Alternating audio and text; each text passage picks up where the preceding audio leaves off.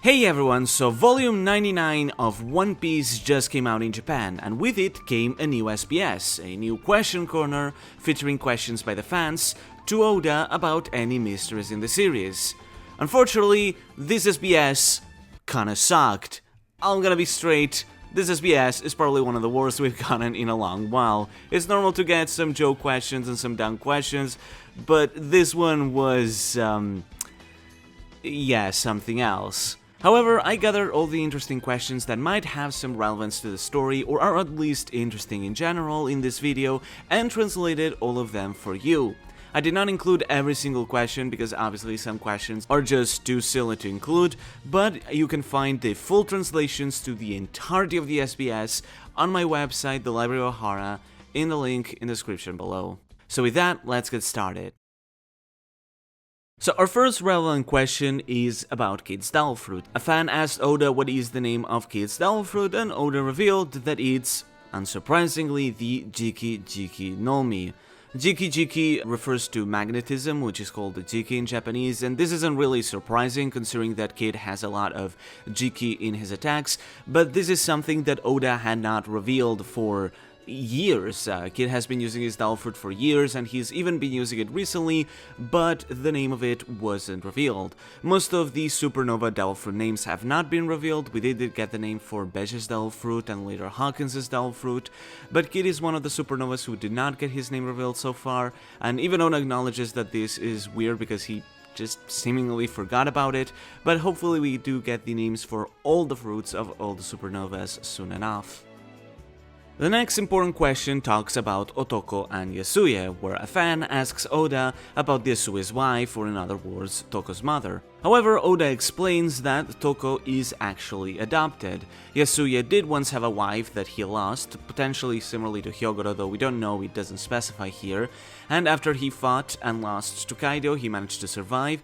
He went in refuge to Ebisu Town, and there he found a little girl, a little baby, abandoned, and he took her in. However, it would seem that O-Toko does not yet know that they are not related by blood. This is technically not new because it was revealed just last month in the newest Viver Card databook. However, we do get some details on how they met here, and we get to know that O-Toko does not know the fact that she is adopted, something that Yasuye probably would have told her later in the future, but he did not get the chance since he passed away. Next, did you ever want to know how these Straw Hats like to eat their fried eggs? No? Well, here you go anyways. Next, a fan asks Oda to update all the information from the SBS for Jinbe as well. This is because fans have often asked random questions about all the Straw Hats in the SBS, but since Jinbe was not there, we did not get any of the information for Jinbe. So here Oda decided to update every single question he has answered for the Straw Hats in the SBS with Jinbe's own information. So here we go. Jinbe's least favorite food is parfait because it's hard to eat. Jinbe's associated color number is the ochre color and the number 10. His position in the crew, if they were a family, would be father. Originally, Frankie was the father, if you might recall, but in this case Oda says that since Jinbe is now the father, Frankie has been relegated to be the pervy granny. Jinbe's smell, according to Chopper, he smells like sea. Fair enough. His associated prefecture of Japan is Kagoshima. His associated country in the world is India. His associated animal is the bear. Surprising that it's the bear and not a shark. His cooking specialty is katsu no tataki, which is a Japanese fish dish. His sleep and wake up time is from 3 AM to 9 AM. What goes on in his brain is virtue, fist, water, and wiseness. His profession, if he wasn't a pirate, would be train station staff. Does Jinbe chew or swallow ice? He's someone who swallows. What is Jinbe's favorite season? It would be fall at a summer island. And finally, what is Jinbe's associated flower? It's the peony. Next, a fan, pretty straightforwardly, asks what is the age, height, and favorite food of Yamato. Yamato's age is 28 years old. Now, we actually did already know this because Yamato stated that he was 8 years old 20 years ago during Oden's execution, which would make it 28, but Oda points out, interestingly enough, that he was born on the same year as Momonosuke. Now, because Momonosuke lived in time 20 years, Momonosuke is currently 8 years old, but he was born 28 years ago, so that makes him the same age as Yamato. This further drives the parallel between the son of Kaido and the son of Oden, because both have certain traits that make them look like the other. Yamato obviously wants to be like Oden, and Momonosuke has the same Devil Fruit as Kaido, so there is obviously a narrative parallel between the two here. Yamato's height is revealed to be 2.63 meters, which is very high, is well higher than most of the Straw Hats, but it's actually a bit shorter than how it appeared to be in the manga, but 2.63 meters is his canonical height. That means that Yamato is the third tallest if he were to join the Straw Hats, because Jinbe is the tallest at 3.1 meters, and then we have Brook at 2.66 meters, just barely higher than Yamato. But of course, compared to most of the Straw Hats, he is very tall. And his favorite food is, of course, Oden. However, he also really likes to eat salmon, and Oda specifies that he likes to eat salmon by biting into it raw. Since cats like to eat fish raw, could this be yet another hint that Yamato could have the Byakko Devil Fruit, the mythological white tiger? Who knows? Next, a fan asked about a certain line of dialogue in chapter 966, where Roger stated, "I haven't spent time with a baby in ages," and Rayleigh replied, "This reminds me of the older days." The fan points out how this is odd, since there are no women in Roger's ship, and this seems to be referring to something specific.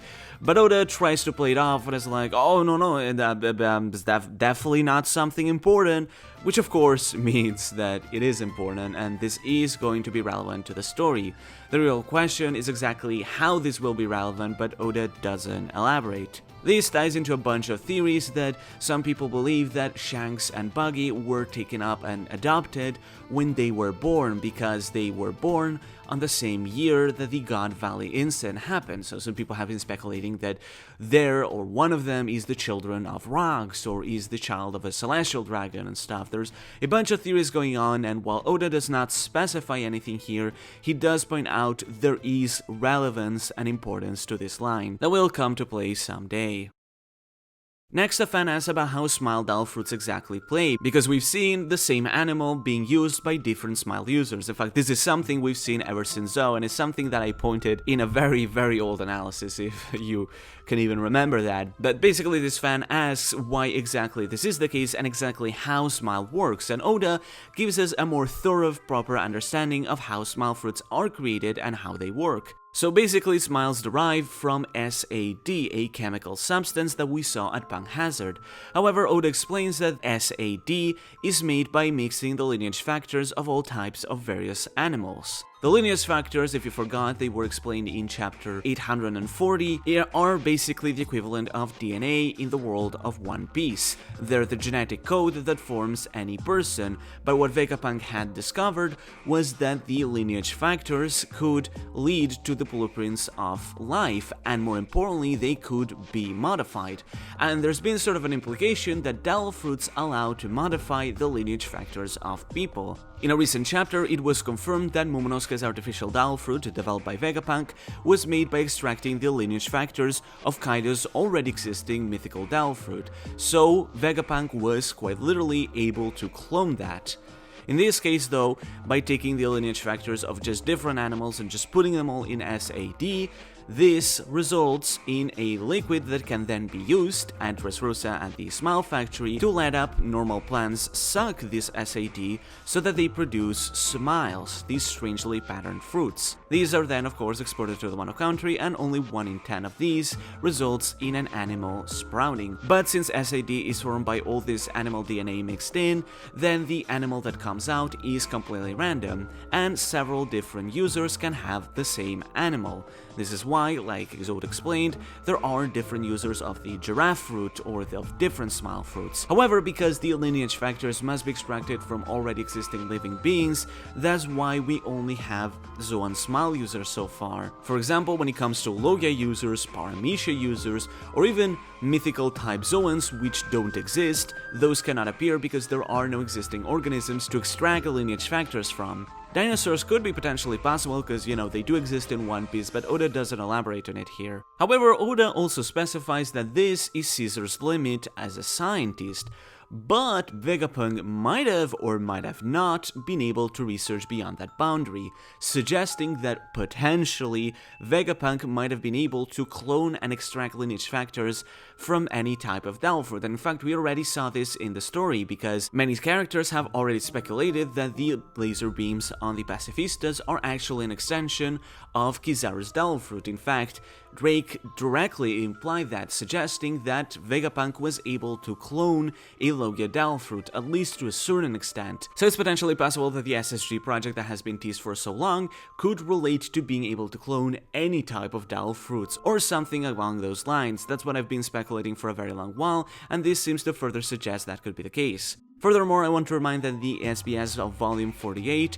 Oda suggested that in the far future, when a certain scientist appears, which seems to be Vegapunk by the way he worded it, we might get to know the nature of devil fruits. So it's possible that when Vegapunk is finally revealed after all this time, which I imagine will probably happen right at the start of the final saga, during setup arcs or something, then we might actually get to know the true nature of devil fruits. It seems like it's not that far away anymore. Next, Oda is asked about who are his 3 favorite smile users. This isn't anything like mind-blowing or like a big tease for the series, but it is a really cool insight into how Oda designs these characters, so I'm just going to read what Oda says. So first of all, number 3 for him is speed. He says, when you think of a centaur, you usually think of a muscular, beefy guy, so I wanted to make this one a sexy girl, but I felt that wouldn't be possible with horse-like legs, so by making the thighs look more human-like, they made her look more beautiful, though her laughing face is like that of a horse. It's so gap moe. Number 2, the face of how to grow your fruit in a weird way, it's Hamlet. His giraffe is always trembling and struggling to remain standing, yet despite having become a failure of a living creature, his speech is brimming with a noble prince-like confidence. You just can't help but love him. And finally, number 1 is, with a lion in his belly, it's Hold'em. It's no exaggeration to say that Smiles originated from wanting to draw this guy. A long while ago there was this robot anime called Future Robot Dalthanius.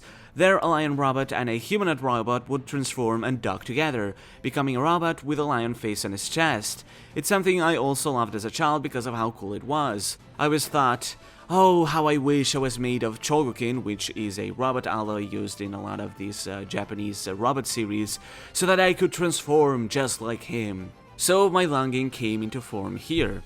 Oh, talking about this, I remembered, I also really loved this centaur robot called Daibazin, so I wonder if that's why I like Umami. Yeah, Smiles are all like druggable robots. So cool! So in this next question, a fan asks for what is the name of Oden's hairdo. Oda, after explaining how Oden's hairdo really works well with the pillows of the Wano country, or traditional Japanese pillows, because they hold up the head without interfering with the top knot, he explains that originally Oden was meant to have a different hairstyle. This is based on Gammodoki, an egg, and Konnyaku, which are often put on skewers of Oden, and you might have even seen depicted in the famous Oden emoji. However, Oda decided to remove the egg and the Konnyaku, so what remained is basically just the Gan Modoki, which created this flat hairdo for Oden. And Oda jokingly says that this hairstyle would be called the Inokori Gan Modoki Doki Doki Dokutokumage, which would roughly translate to over time Gan Modoki heart-throbbing super duper unique to. So this isn't anything really important, but it's cool to see a different original design of Oden where he had a different hairstyle. And Oda finally announces in the next SBS that Jinbe's voice actor, Katsuhisa Hoki, will be taking questions to answer them for the fans. This is something that happened with all the Straw Hat voice actors long ago back during the Summit War saga, but it's cool to see that Jinbe is going to be added next, so potentially in the next SBS, or maybe in a couple of them, we're finally going to see Jinbe answering some questions. But yeah, that's everything about this SBS. Like I said, there isn't anything really mind-blowing in this one, but hey, there were still some interesting questions. So with that, I'll see you later this week with a new chapter video, and until then, thanks for watching. Take care.